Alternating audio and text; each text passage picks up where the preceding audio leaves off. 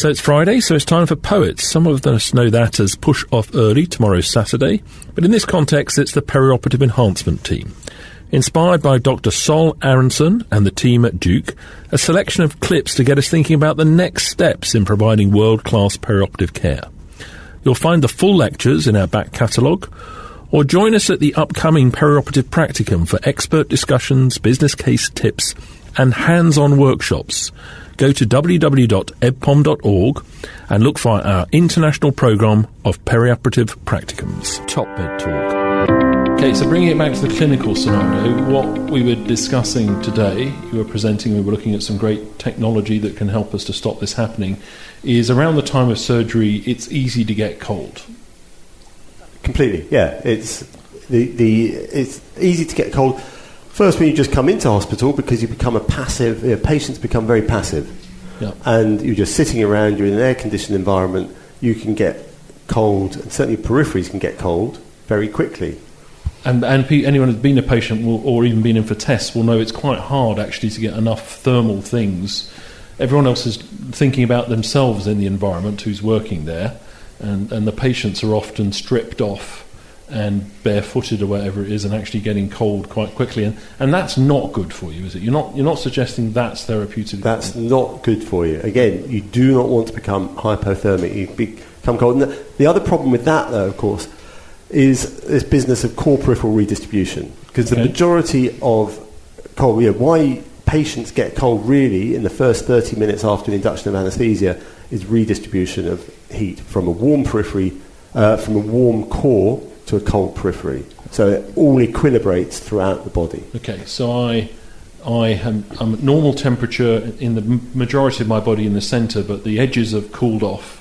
So once you put me off to sleep, my natural mechanisms get overridden, and all the stuff rushes out into periphery, so that all of me cools down. Exactly. Is that right? And the issue is that if your core is warm, and so you're sitting there with like really cold legs and really cold feet, if your core is warm, you'll actually probably feel reasonably warm as well.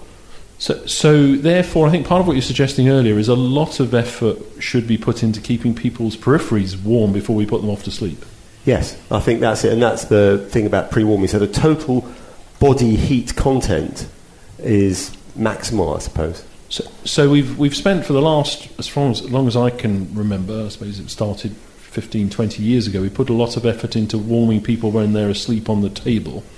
But we've probably lost a lot of ground by that stage. So you're suggesting bring that forwards, is that right? I'm suggesting do both. I think we need to warm them when they're on the table as well. But to really make progress, we need to bring it forward as well. But that's logistically slightly more complicated. And practically at the moment, how do you do that? Is it more complicated than duvets and blankets and... It depends on at what stage your patient is at, really. If you get a duvet, if you insulate a patient, which is what a duvet would do, if you insulate them early enough and their periphery is nice and warm, that's absolutely fine. But by the time they've got cold, by the time the peripheries have got cold, by the time the total body heat has gone down, that will not be enough. You need to start putting active warming into the system. So go back. So here I am. Let's skip over my age, size, and all that sort of thing. I've been in hospital in the last year or so. Arrive early, strip off, get one of those gowns that doesn't do up at the back, so your backside's sticking out. Have bare legs. Be told that something will happen to you in the next few hours. Stay in this bed space and remain a coiled spring, and you'll gradually cool. And that's fairly common, isn't it? I'm not exaggerating. Yeah, fairly common. So very common, too common. So from the moment we do that, what should we be doing as an alternative?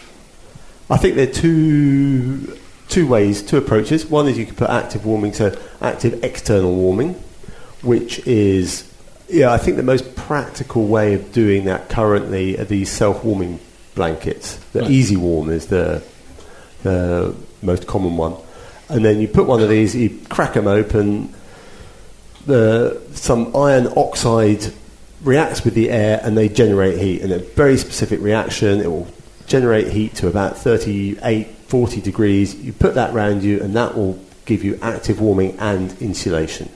So that's one way of doing it. The other, which probably a bit more controversial, but I think from our studies of cold water immersion is really the way that would be most effective is to keep active, and keep active either by walking around or get on an exercise bike. I really like to put exercise bikes in pre-operative areas and get people to, if they want, just go and spin it a few times. Maybe put a podcast up so they can listen to a Med Talk podcast while they're doing it. Top Med Talk. Thanks for downloading and listening to Top Med Talk. Don't forget to find us on social media. We're on Twitter, Facebook, Instagram, even got our own YouTube channel. Whichever your favourite social media feed is, we're bound to be there. Find us. Also, subscribe to this podcast so that you never miss an episode. And make sure you go to the Top Med Talk website, topmedtalk.com, and get on board with the email updates. Oh, whilst you're at it as well, I suggest you download our entire back catalogue. We're categorising it at the moment. We're having a little look through it. It may not always be in the form that you currently find it. So if you get your hard drive ready for a full-on download via the website perhaps, or perhaps through your podcatcher. Oh, and if you fancy meeting us, why not go to the website ebpom.org/meetings. Our next big event is EBPOM USA, the Dallas Masters Course, a perioperative care practicum. Have a look for details of that and some of the other meetings coming up across the next year. ebpom.org/meetings.